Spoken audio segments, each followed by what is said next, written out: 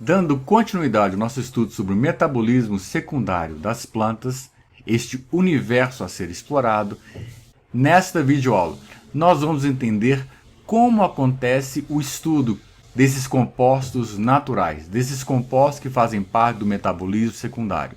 Nosso objetivo aqui é termos uma visão bastante ampla de se eu vou trabalhar com metabolismo secundário, como que isso é feito.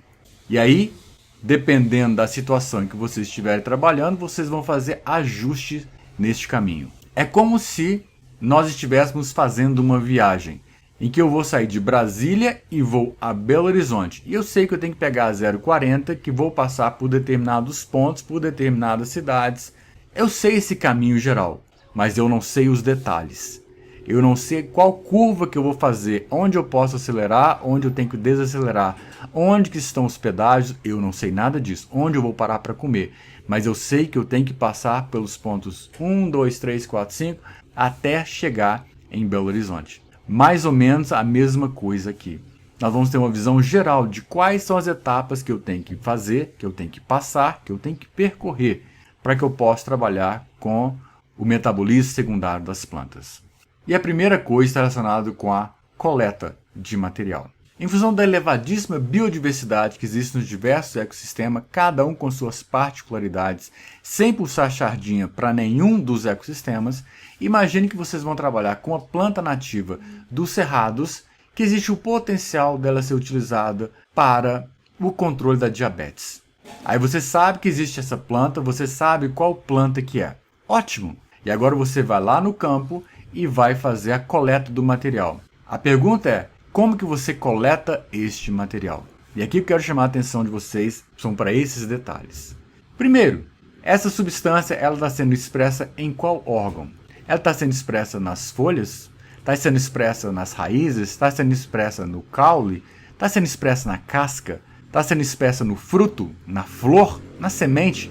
Aonde que está sendo expressa essa substância de seu interesse? Então você tem que saber. E se você não sabe, você vai ter que coletar esse material, as diversas partes da planta, para poder fazer os estudos necessários. Uma outra pergunta é em que fase do desenvolvimento nós vamos coletar essa parte da planta, este órgão da planta. É quando ela está germinando? É quando ela está na fase vegetativa inicial? É quando ela está na fase vegetativa adulta? É quando ela está na fase de florescimento? Em que fase nós vamos coletar esse material? Porque faz a diferença, principalmente se nós considerarmos aqueles que são induzidos e não são constitutivos. Uma outra pergunta, em que época do ano? Ah não, mas aí não faz a menor diferença. Eu já sei que eu vou pegar, por exemplo, as folhas das plantas adultas. Ótimo! Volto a repetir, em que época do ano? Por quê? Porque dependendo da época do ano, nós temos variação de temperatura, nós temos variação do número de horas de luz, nós temos variação em termos da disponibilidade de água, nós temos variação em termos da presença de determinados micro-organismos naquele ambiente. Nós temos uma série de fatores que podem estar relacionados com a síntese daquele composto. Então eu tenho que saber em que época eu posso coletar. E além disso, eu tenho que saber as condições fitossanitárias da planta. Ah não, peraí. Eu já sei que eu vou coletar das folhas. Eu já sei que é na fase adulta. Eu sei que é na primavera. Mas eu tenho que considerar as condições fitossanitárias? Tem sim. Porque às vezes aquele composto que você está querendo estudar e que tem o efeito fisiológico que te interessa, que tem o efeito que você está buscando estudar, às vezes ele é somente produzido quando a planta está sendo infectada por um determinado fitopatógeno. Quando ela está saudável, ela não produz aquele composto. Isso são possibilidades. Por quê? Nenhuma planta, guardem isso, nenhuma planta produz nenhum composto para ajudar o homem. Vou repetir, nenhuma planta produz nenhum composto para ajudar o homem. As plantas produzem os compostos de seu interesse para conferir uma vantagem adaptativa a ela no ambiente onde ela está inserida. O que nós fazemos é transferir esses compostos para uma aplicação útil ao homem. Vou te dar um exemplo. Eu já estive num laboratório em que eu fiz uma parte do meu doutorado nesse laboratório e que tinha dentro dele uma empresa que funcionava dentro desse laboratório que estava dentro de uma universidade dos Estados Unidos.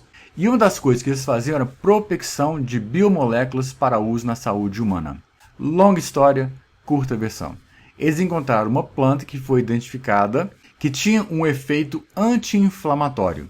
Eles começaram a estudar essa planta e viram que em condições de campo ela tinha aquele composto. Trouxeram essa planta para dentro de uma caixa de vegetação.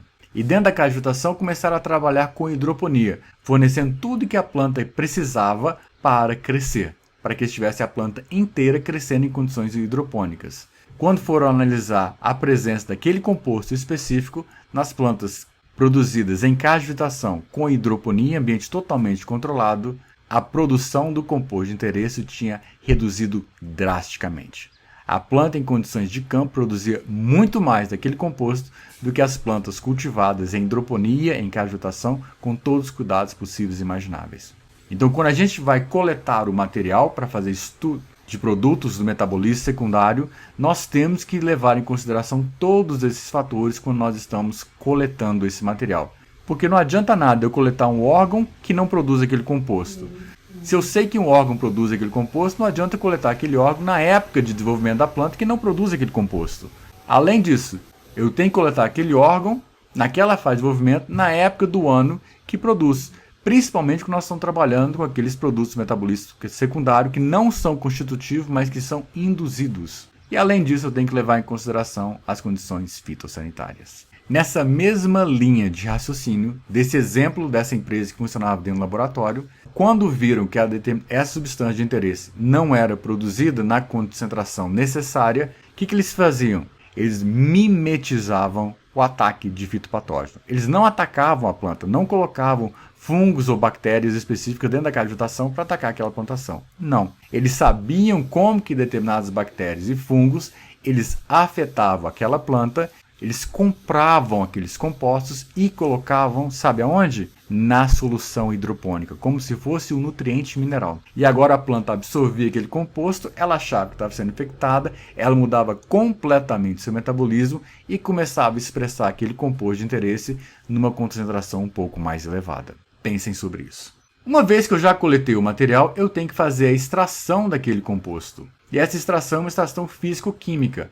E aqui vocês precisam trabalhar em equipe. Precisa de uma pessoa que realmente entenda de química, que entenda muito de bioquímica, para fazer a extração desses compostos. E uma vez que você faz a extração dos compostos, você está trabalhando com uma mistura de compostos. Você precisa separar aqueles compostos de interesse. E uma das formas de se fazer isso é com a técnica de cromatografia, que nós não vamos entrar em detalhe porque foge ao escopo da disciplina. Cromatografia é uma técnica de separação de compostos em que uma mistura de compostos diluídas num determinado solvente vai passar por uma fase estacionária, uma fase física, e em função da maior ou da menor atração daqueles compostos com a fase física ou com a fase imóvel, que é o solvente, ela começa a separar esses compostos. Existem diversos tipos de cromatografia. Cromatografia de papel, cromatografia de camada delgada, cromatografia de coluna, cromatografia de alta pressão, e você já deve ter ouvido falar de HPLC. HPLC é uma cromatografia de coluna de alta pressão. É o que está mostrado nessa fotografia aqui do lado esquerdo.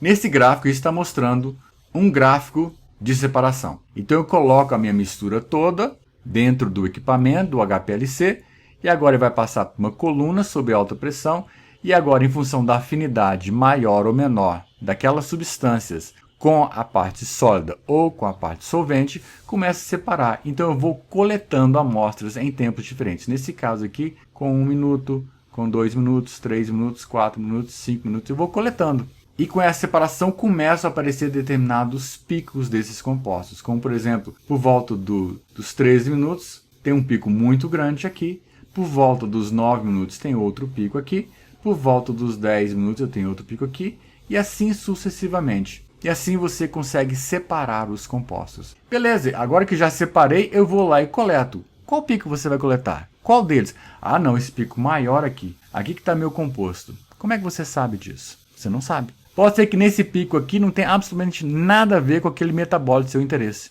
Pode ser que seu metabólito esteja aqui.